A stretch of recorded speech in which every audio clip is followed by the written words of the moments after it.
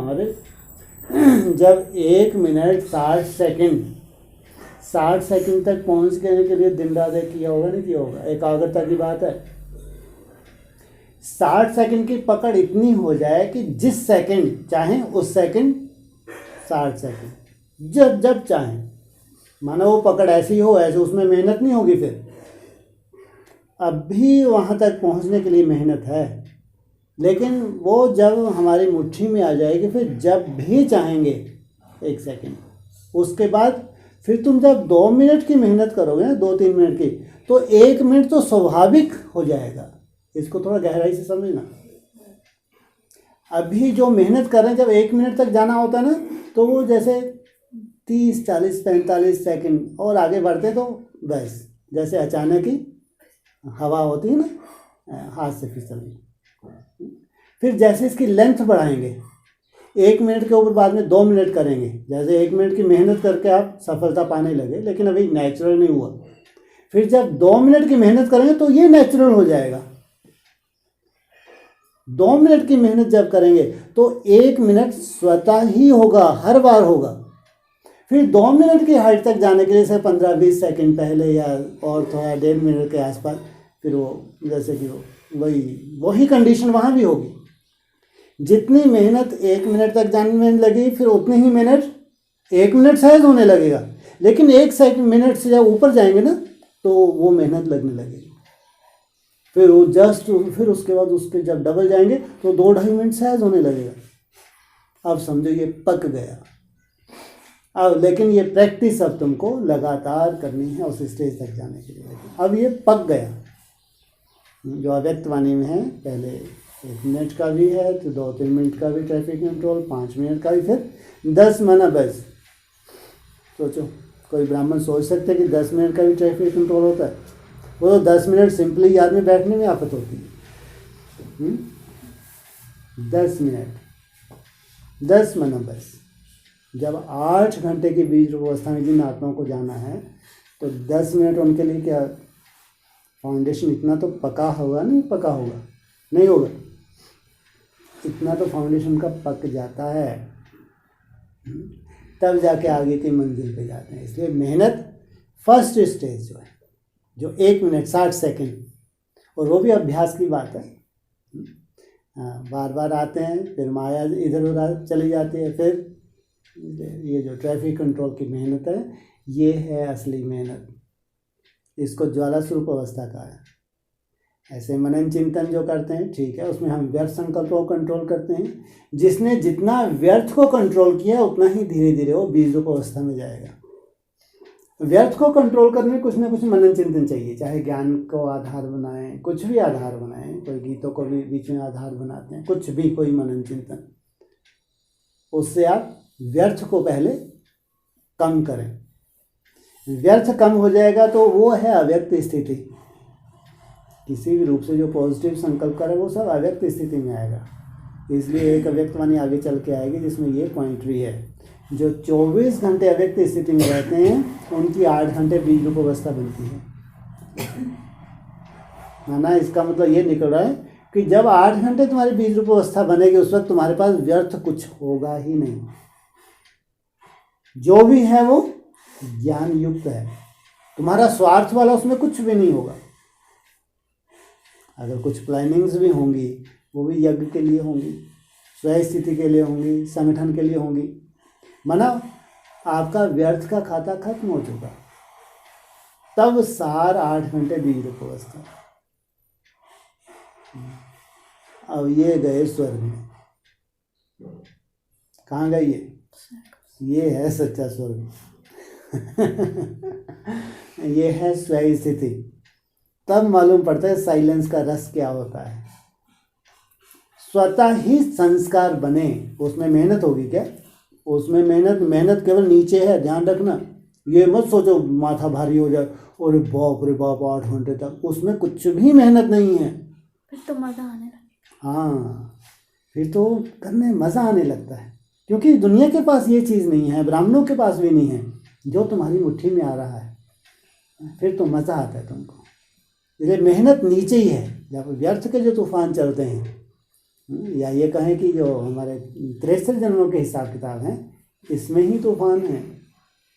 जैसे इससे ऊपर जाते हैं और फिर प्रैक्टिस की बात अलग। प्रैक्टिस तो भाव जब तक जीना है तब तक पीते रहो, ज्ञान जल पीते रहो और धीरे धीरे ऊपर ही जाना है, नीचे नहीं आना है। लेकिन जब स्वयं स्थिति में चले जाए, अब तुमको कोई ज्ञान जल की दरकार नहीं। अब नहीं, ज्ञान का पार्टी खत्म हो गया।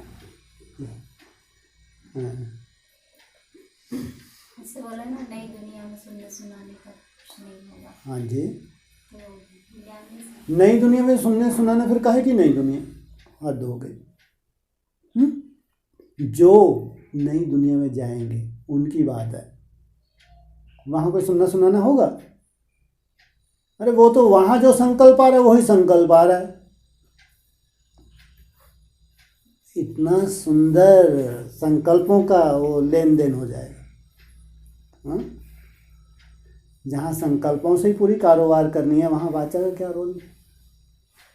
लेकिन जो जो स्वयं स्थिति में गए हैं उनके लिए।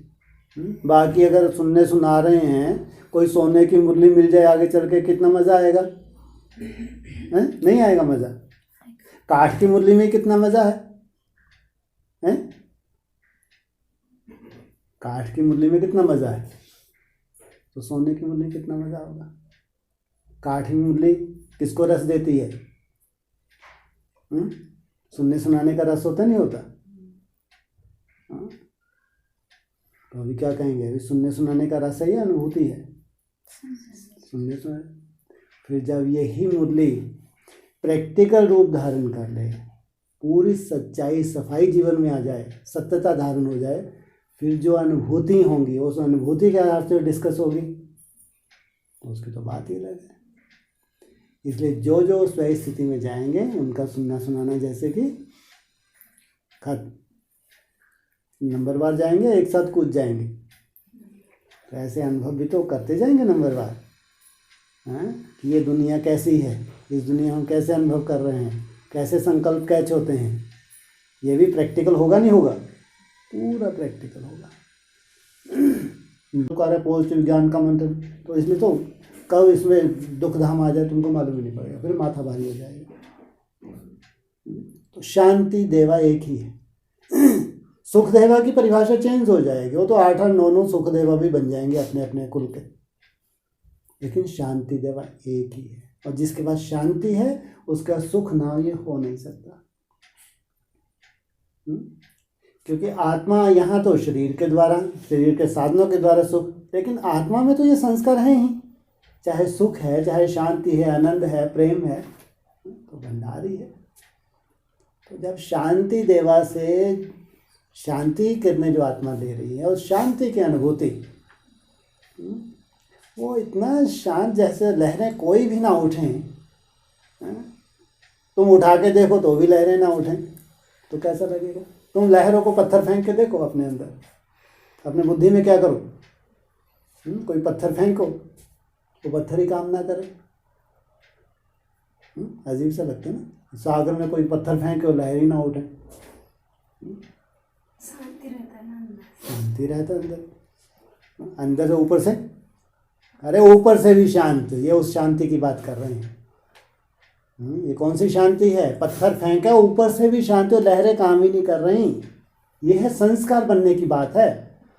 ऐसे कभी कभी हमको अनुभूति होती है, वो बात अलग, लेकिन जब शांति की स्टेज में टिकने लगेंगे ना, तो उस वक्त कुछ आना ही नहीं है, लाओगे तो नहीं आएगा।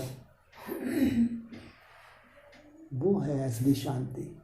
अभी तो हम कभी कभी बहुत अच्छी याद होती है, बहुत गहरी शांति में चले जाते हैं ना, फिर अचानक कुछ आता है व्यर्थ इधर उधर है तो उस तरफ बुद्धि चली जाती है, तो जैसे कि फिर लहरें उत्पन्न हो गई, फिर शांति में गए फिर लहरें उत्पन्न हो गई। लेकिन वो शांति देवा से जब शांति की किरणें मिलेंगी, फिर तो तुम खुद भी पत्थर फेंकोगी तो महसूस करोगे कोई लहर उठ ही नहीं रही। ये है असली शांति। इसलिए सुखदेवा सेकंड नंबर है या फर्स्ट नंबर है? सेकंड नंबर है। कहाँ बैठा है? त्रिमूर्ति में, दूसरे तबके का है, ना कि फर्स्ट तबके का है। वो जो फर्स्ट तबके में कौन है? शांति देवा, इसको कहते हैं देवदेव महादेव कहो या शिव बाबा कहो। तो वो अनुभूति अगर नहीं हुई, सब तुम्हारी अनुभूतियाँ फेल हैं और तुम फेलियर खुद को सर्टिफिकेट दे दोगे। फेल, जो 1 मिनट 2 मिनट की बात आती है ना, फेल, टोटली फेल। जो जिसका डिपार्टमेंट है वहीं से मिलेगा या ऐरा गैरा नथु गैरा कोई भी दे देगा? दे सकता है? दे नहीं सकता। दे के देख लो, आगे चल के ढेर देवताएं प्रत्यक्ष होने वाले हैं। हनुमान जी भी होंगे, गणेश जी भी होंगे, ढेर सारी देवियाँ भी होंगी, ढेर शक्तियाँ भी होंगी, ढेर भगवान भी होंगे। एक आध कोई भगवान दे के दिखा दे। इसलिए कहा एक ही हो सकता है, वो 2 नहीं हो सकते। एक माना एक। तो वो शांति की अनुभूति ऐसी देगा जैसा वो है। आज था ना व्यक्तवाणी में, जैसा वो है वैसा ही संग का रंग लगना चाहिए। अगर तुम यथार्थ उसको याद करते हो तो तुम्हारी मन बुद्धि में वैसी ही छाप, जैसा होगा उसे के संस्कार तुम्हारे में आएंगे। वो अमन है तो तुमको अमन बनाएगा, वो चिंतन नहीं देता, ये ध्यान रखना। चिंतन में तो इसलिए मना किया, चिंतन में तो माया भी घुस जाती है, मनमत भी घुस जाती है।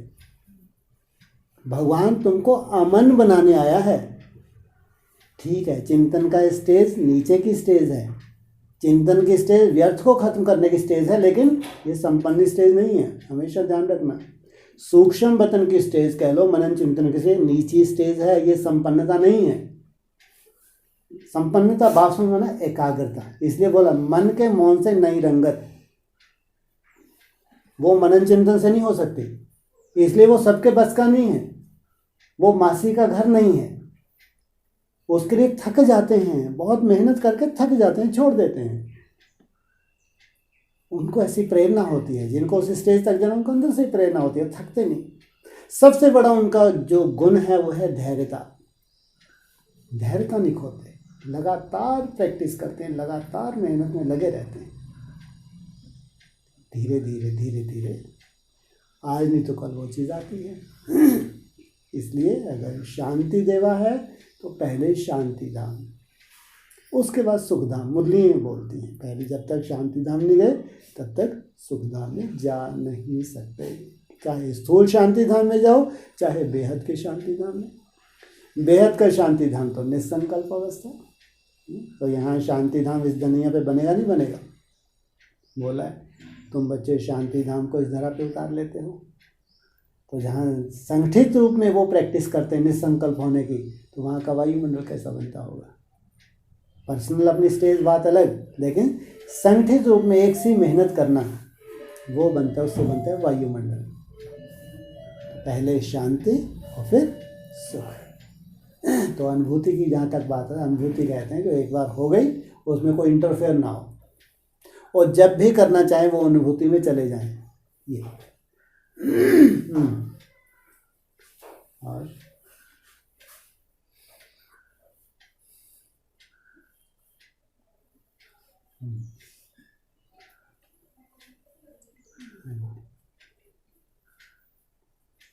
ये जितना भी ज्ञान मिला और सब कुछ, तो मतलब कि इतना सारा चिंतन और ये सब लास्ट में हमको इसी स्टेज में जाने के लिए ही मिला। नहीं तो हमको पहले ही हम इसमें नहीं कर पाते थे। अब जब इतना ऊपर आ गए तब जाके अब हम कर पाए। वो चिंतन नहीं होता, आज यहाँ नहीं होते। वो चिंतन ने क्या किया? तुम्हारे व्यर्थ को कम किया। धीरे वो चिंतन ने तुमको व्यर्थ से दूर किया। ये बहुत बड़ी बात है। शुभ संकल्पों में रमन करना, ज्ञान के संकल्पों में रमन, बहुत बड़ी बात, लेकिन संपूर्णता नहीं है। इसलिए इसको याद की नीचे की स्टेज बता दी। इसलिए कहते हैं मेडिटेशन, ये मनन चिंतन है, कंसंट्रेशन नहीं है, एकाग्रता नहीं है। लेकिन इसके बिना वहाँ नहीं पहुँच सकते। इसलिए पहले ज्ञान का मंथन, और जितनी ज्ञान की गहराई होगी उतनी ही तुम्हारी एकाग्रता। भी ये भी बोला, जितना बड़ा ज्ञानी उतना ही बड़ा योगी। यथार्थ ज्ञान की परिभाषा योग से सिद्ध होने वाली है। हमेशा ध्यान रखना, यथार्थ ज्ञान है। ज्ञान तो कितनी तरह का हो गया, कितनी रिसर्च हो रही है, कितना चल रहा है, पता नहीं ब्राह्मणों के द्वारा क्या क्या अपने अपने मंथन लगे हुए हैं। ढेर के ढेर नहीं निकल रहे होंगे, ढेर के ढेर भूत प्रवेश कर रहे हैं, ढेर मंथन हो रहे हैं। एकाग्रता की पराकाष्ठा ही तुम्हारे ज्ञान को यथार्थ या अयथार्थ सिद्ध करेगी। यथार्थ ज्ञान है तो बाप समान बनना चाहिए। अयथार्थ है, तुम्हारा मन मत है, तो बाप समान एकाग्रता नहीं आ सकती। इसलिए मुरली में आ गया, जितना बड़ा ज्ञानी उतना ही बड़ा योगी। इसलिए ज्ञानी भी नंबर 1 है तो योगी भी नंबर 1, नहीं तो फिर ज्ञान कैसे सुनने सुनाने वाला, उसकी तो कोई वैल्यू नहीं हो, तो रावण का ज्ञान हो गया। तो यथार्थ ज्ञानी भी तो तभी कहेंगे जब जीवन में ज्ञान धारण किया। जीवन में धारण तभी हो पाएगा जिनके धीरे धीरे पहले मन रुकने लगेगा। इसलिए कहा ज्वाला स्वरूप अवस्था से ये तीव्र गति से विकर्म विनाश होते हैं। जो ज्वाला स्वरूप अवस्था है, मानो चाहे कोई सेकंड भी रुक रहे हो, ये ज्वाला रूप है, इससे तीव्र गति से विकर्म विनाश होते हैं। अव्यक्त वाणी में बोला है, जब तीव्र गति से विकर्म विनाश हो रहे हैं तो जो तुम्हारे त्रैसठ हिसाब किताब हैं वो भस्म हो रहे हैं। इसलिए कोई कोई को दिव्य गुण धारण करने में बहुत मुश्किल नहीं लगती है, और जटिल संस्कारों को छोड़ने में भी मुश्किल नहीं लगती है। बीच बीच में ये प्रैक्टिस ज्वाला स्वरूप की है उनकी, ये अपना काम कर रही है। तुम अपनी याद से संतुष्ट नहीं, ये बात अलग, लेकिन जो बीच बीच में तुम मन को रोकने की कोशिश करते हो, ये अपना भस्म करने का काम करती है ये। इसलिए कई बार बोलते हैं ये ठीक है, मेरा बाबा, मीठा बाबा, प्यारा बाबा, ये भी महामंत्र है, तुमको उस तरफ ही ले जाता है, लेकिन इसका मतलब ये नहीं है कि यही सब कुछ है। ये भक्ति मार्ग है, ये ज्ञान मार्ग माना निसंकल्प। पूरे अव्यक्त वाणी का सार अगर निकाले हुए, ब्रह्मा बाबा के शरीर छोड़ने के बाद ये अव्यक्त वाणी क्यों चली? पहले चली क्या? जबकि वही आत्मा किसी और दादी में प्रवेश होकर ब्रह्मा बाबा के रहते हुए तो चल सकती थी, नहीं चल सकती थी। इसलिए इशारा भी दिया कि अब बच्चों के अव्यक्त होने का समय आ रहा है। तो अव्यक्त वाणी चली ही है ब्रह्मा बाबा के शरीर छोड़ने के बाद। अब जो नंबर 1 अव्यक्त होने वाला था उसको स्टेज पे आना था। अब सबसे पहले वाणी उसके लिए चालू हुई 76 लिए, जिसके लिए भविष्यवाणी की। सोचो पूरा सारा अव्यक्त वाणी को उसके लिए, फिर उसके पीछे उसके फॉलोवर्स। इसलिए अव्यक्त वाणी में जो कुछ भी है, निसंकल्प अव्यक्त होने के लिए, व्यर्थ से दूर जाने के लिए, मंथन के लिए, शुभ भावना, शुभ कामना, ये पूरा मैटर ये देवताओं के लिए। जब तक अव्यक्त वाणी को जीवन में धारण करने के लिए मेहनत नहीं है तो एकाग्रता भी असंभव है। एकाग्रता बढ़ेगी तो ये धारण भी हो जाएगा ये चीज़ें। जो कुछ कठिनाई भी लग रही है ना, जैसे जैसे एकाग्रता बढ़ेगी वैसे वैसे हर संस्कार भस्म होना है, एकदम भस्म होना है, नहीं तो ये संस्कार उभरते रहते हैं। इसलिए निसंकल्प अवस्था की प्रैक्टिस कम हो तो भी हो। बाबा तो 1 सेकंड के लिए बोला, कितना सबको हंसी आई आप लोगों को, क्या बोला था कुछ दिन पहले, बोला था ना, वो कितनी बड़ी बात बोलती उसके पीछे। 1 सेकंड में ही बाबा को लग रहा है संपूर्णता है।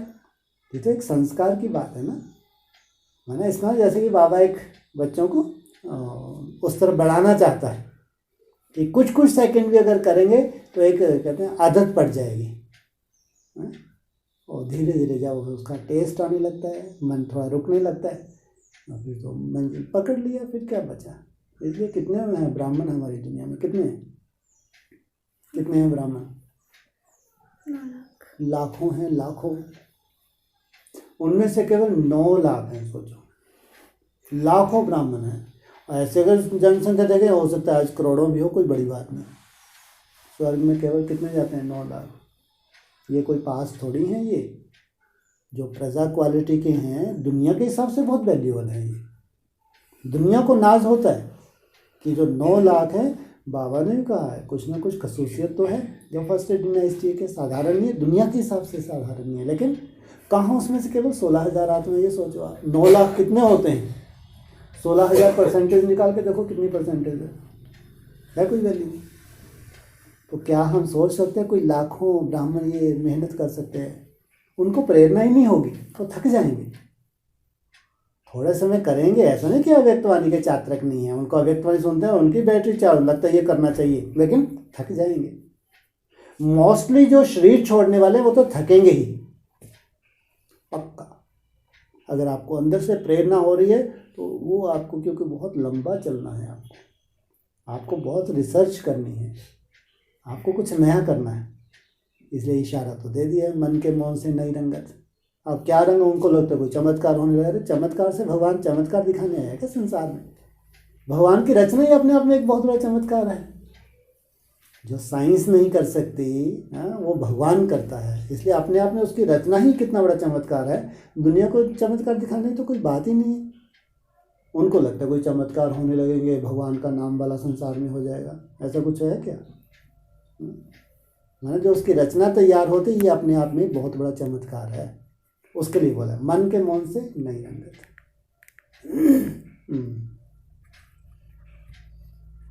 चलो 2 बज गए।